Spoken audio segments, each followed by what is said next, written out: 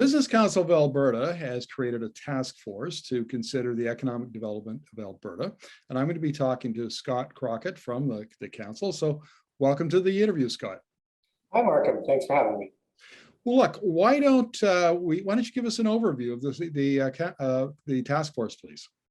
So this is our newest task force and probably our most ambitious task force to date. It's called Define the Decade, and it is an effort to develop sort of two things. First, a long-term vision for the Alberta economy and what makes a good life in Alberta, and then a framework of some steps that are going to help us get there. The people that are on the task force are the CEOs of 14 of the biggest employers in the province of Alberta. And there's also a large advisory group representing different perspectives from around the province and from different groups of people. And we're also surveying regular Albertans, asking them for their ideas on what that great future for Alberta looks like. When you put that all together, you might describe it as kind of a high-level economic development strategy for the province to expand the economy going forward. So once the task force has done its work and it's got a report, which I assume will include recommendations, what do you do with it then? So a big part of this is realizing that making that Alberta the future means getting business, people, and governments all kind of working together. And so this is in part, the business is stepping forward and saying, we'd really like to do our part, government and people, how can we work with you? So that's why we're surveying Albertans to find out what they think a great future looks like for the province. And when we get to those recommendations, we'll be engaging them on, hey, what can business and people do together? And then government relations is a really key, important part of this as well. You know, before we began the task force, we reached out to governments and let them know that we would be doing this initiative and asked if they'd be willing to hear the recommendations and ideas at the end of it coming from business and people. And the answer was wholeheartedly yes. And we think that's very, very positive. I mean, who wouldn't want to sit down and review some thoughts on how we can make a better province for all? Now, as you probably know, Scott, I'm fond of saying that the 2020s are going to be the turbulent, the disruptive decade of the energy transition. When we get to 2030, we'll look back on 2021 and marvel at how much has changed. Is part of your task force mandate to grapple with the changes that are occurring within the energy industry? Absolutely. Energy is one of the threads that is running through every discussion in Alberta, and in particular, any sort of long-term economic development strategy for Alberta. You know, in Alberta, we've talked for a long time about diversification.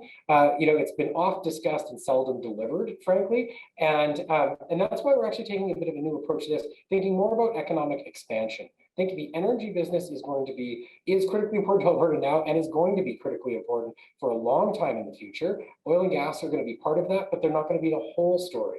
And so in the past, sometimes when we've talked about diversification, it's felt like it's one against the other, or it's going to leave some other people behind. We want to make a future vision for Alberta that is, you know, extremely low carbon, works in the new economy, and means a strong sort of future fit energy business.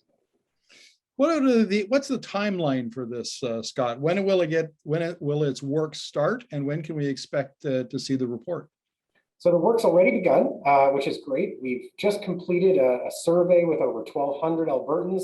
We've already received hundreds of ideas actually from Albertans on the submit a big idea area of definethedecade.com. So if you or anybody else have a big idea for Alberta, I know you do, Markham, feel free to hop in there and submit a few words.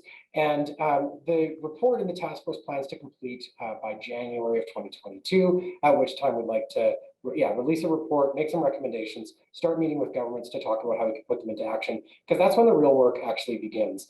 And we picked the time frame of a decade for those recommendations as it's long enough to be strategic, you know, but as you said, the next 10 years are very likely to be turbulent, especially in Alberta. So long enough to be strategic, but short enough that we can actually measure progress on it.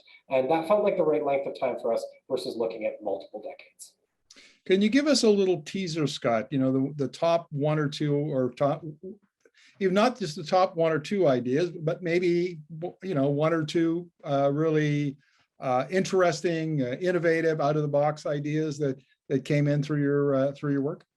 Well, I have to admit to you, I haven't read all 200 just yet because they're coming in at a pace pretty frequently. Maybe what I could tell you is some really interesting themes that are emerging though. One of the themes is, as I mentioned before, a low carbon future. It's really clear that Albertans broadly are very interested in that, but that doesn't mean abandoning the energy business of today. So that's one. I've been really fascinated to see how much Albertans care about issues that I would call of social prosperity, not just economic prosperity. Things like healthcare and education, a future for their children are coming up just really near the top of the concerns lists quite frequently.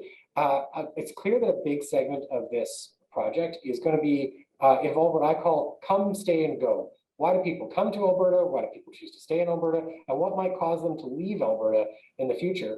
And that's one of the key themes that's of a lot of thought is going into that right now, particularly from people who have children who may be entering adulthood or will enter adulthood within that next decade. They want Alberta to be the kind of place where those children can see a long-term future for themselves and where they might want to stay. Well, let's just end this interview then with my little contribution to your survey. And I would say that the future is going to be electric. And therefore, electricity systems will be the foundation of all provinces' prosperity in 2050. And Alberta is particularly advantaged here because it has the only market-based system in Canada. It can incorporate new supply, whether it's wind, solar, batteries, geothermal, nuclear, whatever it might be, much quicker and better than others. And I think that gives Alberta an enormous advantage going into an electric economy. And so that's my take on things. Thanks for that, Markham. You know what? I agree with lots of that with you. I think that you know, the future is going to involve massive electrification, and I've heard this from others that because of Alberta's unique market structure, it's one of the only places you can do some of those exciting projects that we're talking about, and that's why we've got everything from nuclear to geothermal to some of Canada's largest solar and wind projects all already being conceived of in the province. Great. Scott, thank you very much. Always appreciate your insights. Thanks, my friend. Talk to you soon.